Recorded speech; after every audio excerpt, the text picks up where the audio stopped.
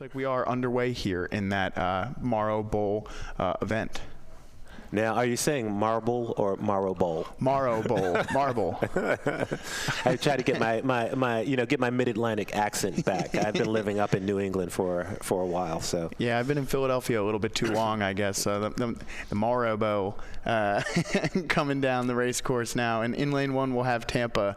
Lane 2, William and Mary. Lane 3 is Georgetown. In lane 4, Georgia Tech. 5 is Gordon. And in lane 6 is Pittsburgh. Yeah, and so out here from this shot, it's a question of looking like Gordon, and maybe we'll see what happens. A peek behind this tree. Georgetown seems to be ahead, sort of what we expect. You can't make a direct correlation from the time trials, but once you start to get to the 10, 20 seconds, it's pretty good chance that the crew that's out that far may dominate the race. Yeah, so only about 500 meters into this race, and already Georgetown with an open water lead over Georgia Tech there in lane 4. Georgia Tech, of course, the second fastest time in qualifying yesterday. So 500 meters down in this pair event. Akil, talk to me a little bit about what it's like to row in a pair and the challenges that you face. Yeah, I think the pair is one of one of the boats that requires the most technical acumen, if you will, because you have one oar per athlete. As you noted yesterday, if you're in the bow seat, you have a little bit more leverage in terms of directing the boat. So how do you apply your power so that the boat can go straight? You have the stroke seat normally has a toe to make some adjustments, but you really want to be able to have each athlete applying pressure the same. And so what do you do when your two best athletes may have a different height, a different length, mobility, and those are all things that you try to adjust with the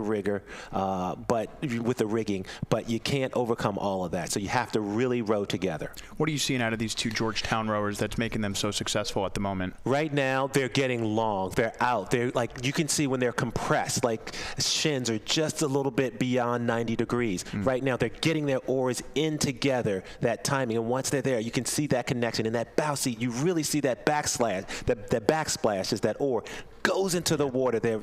That means there's no slippage, right? That's the time between when your oar is in that water and then you have a connection and you can really force that boat and pry it forward. Yeah, both of these rowers have really clean catches. It's the sign of a really experienced crew here. They've probably logged a good amount of miles together in this shell, and it's showing here for the Morrow Bowl trophy in the women's pair without Cox. As we reach just about 750 in, we're approaching the 1,000 meter mark, as you see there on the southern shore, the 1,000 meter. As we have some kids hanging out, swinging from a tree there. What a beautiful sight. And here you see, like this Georgetown boat is keeping it, this is a relaxed race for them. They're down at between like a 33, 34, and just prying the boat along. There's really, not much that the Georgia Tech boat can do at this point unless they just have a Herculean effort. And so, once again, not a direct correlation from time trials to race, but in this case, it looks like it bears out that Georgetown was 10 to 11 seconds ahead of the field in the time trial, and now they seem to be putting a good margin on all of their competitors. Yeah, so rowing really close to the buoy line now, though, so they got to get back over into the middle of that lane. It could affect, whether or not they row their best time.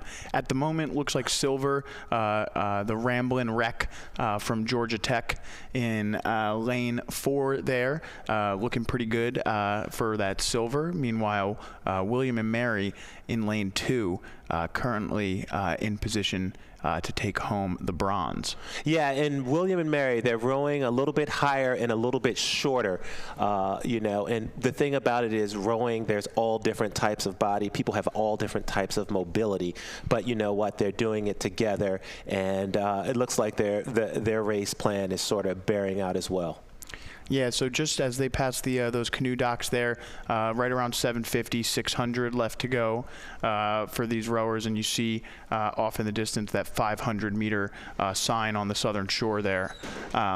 as we finish up here in our women's pair without Cox final, our third final of the afternoon. Currently, we're on event number 80. Today, we're going to event 108. So we got about 28 more races for you today, about 10-minute centers throughout the day. So looking forward to bringing you all that action. Yeah, so sit back, relax, get some popcorn if you want to, a nice beverage of your choice, make it refreshing, and we're going to be here to bring you some exciting commentary around the 84th Jefferson Vail Regatta. Yeah, and we want to thank our title sponsor. That's Thomas Jefferson University, located in the greater Philadelphia region and southern New Jersey. Thomas Jefferson University is reimagining healthcare and education to create unparalleled value. Yeah, and here we have a look from that finish line cam as the boats come into that final 500 meters of the race. We can see not much has changed. Georgetown continues to lead, so yeah, this is the race. It started out with Georgetown in the lead, and it looks like it's going to end with Georgetown in the lead. Yeah, not too much drama in this one. It's going to go about the way we expected, but it still doesn't take really anything away from the achievements of these crews. They rode in a time trial yesterday. They're back out here for their second race of the weekend. And you see Georgetown, despite their speed, continuing to struggle to stay in their lane, and has now even drifted over into lane 2 here. So we'll see if they can't get back over into lane 3. But, at the moment, they're just trying to finish, I think.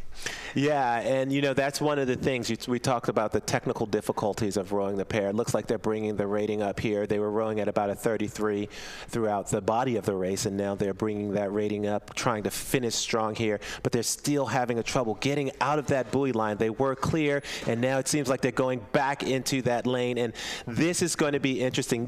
It's possible maybe they've lost the skeg, maybe they've lost their steering, but this is where you talk about who's stronger. What's happening over there? Are they going to be, what's going on? Yeah, Georgia Tech, it looks like they've definitely made some inroads here. I don't know if it's going to be enough to overtake this Georgetown crew, as the angle here will favor that Georgia Tech boat.